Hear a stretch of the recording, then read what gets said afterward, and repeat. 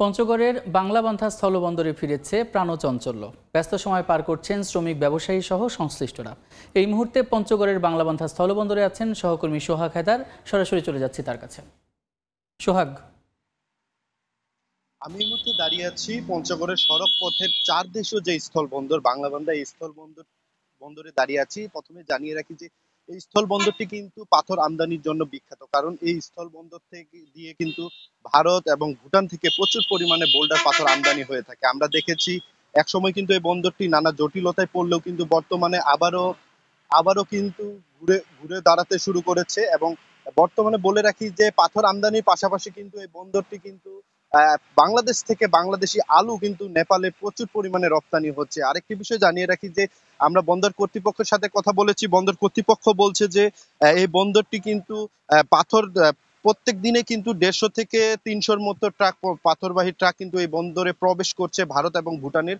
এতে করে এই এলাকাটিতে কিন্তু একটি কর্মযজ্ঞ চলছে। আর একই সাথে আমরা দেখেছি যে বাংলাদেশ থেকে যে সকল আলু যাচ্ছে তাতে কিন্তু আমরা দেখেছি যে বাংলাদেশি আলুর যে চাহিদা নেপালে রয়েছে, সেটার কারণে কিন্তু এখানে কিন্তু আহ, আলুগুলো কিন্তু প্রচুর পরিমাণে এখানকার যে বন্দরের কার্যক্রম রয়েছে সেগুলো পরিচালনা শেষে কিন্তু আহ, অনুমোদন নিয়ে কিন্তু তারপর কিন্তু সেগুলো নেপালের উদ্দেশ্যে ছেড়ে যাচ্ছে। তবে এখানে আমি সবচেয়ে জানিয়ে রাখি যে এই বন্দরটি কিন্তু কর্তৃপক্ষ এবং সংশ্লিষ্ট যারা ব্যবসায়ী রয়েছে তারা বলছেন যে এই বন্দরে জায়গা সংকুলন রয়েছে। কারণ হচ্ছে এই বন্দরটি ১৯৯৭ সালে প্রতিষ্ঠার পর থেকে কিন্তু এই ২৮ বছরে যে কাঙ্ক্ষিত উন্নয়ন সেটা কিন্তু এখনো হয়নি। এর ফলে কিন্তু আমরা দেখেছি যে বন্দরের আশপাশে বা মেন রোডে কিন্তু আমরা দেখছি যে যত্রতত্র গাড়িগুলো পার্কিং রয়েছে। সংশ্লিষ্টরা বলছেন যে যদি সরকারি বা বেসরকারি ভাবে একটি ট্রাক টার্মিনাল নির্মাণ করা হয় তাহলে কিন্তু এই জটলা কাটবে।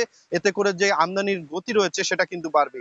আরেকটি বিষয় জানিয়ে রাখি যে এই বন্দর সংশ্লিষ্ট বলছে যে ইয়ার্ডের যে জায়গাটি রয়েছে সেটা কিন্তু এই বন্দরের জন্য এখন অনেকটা কম হয়ে গেছে, যার কারণে তারা বলছেন যদি কর্তৃপক্ষ উদ্যোগ গ্রহণ করে এই বন্দরের জায়গা বৃদ্ধি করে তাহলে কিন্তু আমদানির যে পরিধি রয়েছে সেটা কিন্তু অনেকটাই বাড়বে।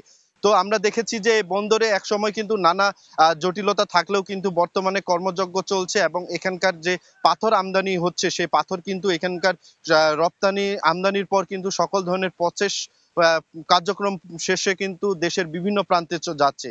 তো এই বন্দরটি কিন্তু সার্বিক দিক দিয়ে বিবেচনা করা যায় যে বন্দরটি ভারত এবং ভুটান সহ নেপালের যে ব্যবসায়িক কার্যক্রম পরিচালনা হচ্ছে, যদি সরকারিভাবে এই বন্দরটির সাথে যে অন্যান্য যে আনুষঙ্গিক রয়েছে আমদানি রপ্তানির বিষয় সেগুলো যদি কার্যক্রম শুরু করা হয় তাহলে কিন্তু এই বন্দরটি কিন্তু আবারও যে বর্তমান যে অবস্থা রয়েছে তার থেকে কিন্তু অনেকটা গতি বাড়বে এবং এই বন্দরের যে রাজস্ব আয়ের পরিধি রয়েছে সেটা কিন্তু কয়েক গুণ হারে বাড়বে বলে এমনটি বলছেন এখানকার সংশ্লিষ্ট এবং বন্দরের যারা ব্যবসায়ী রয়েছে এবং আমদানিকারকরা।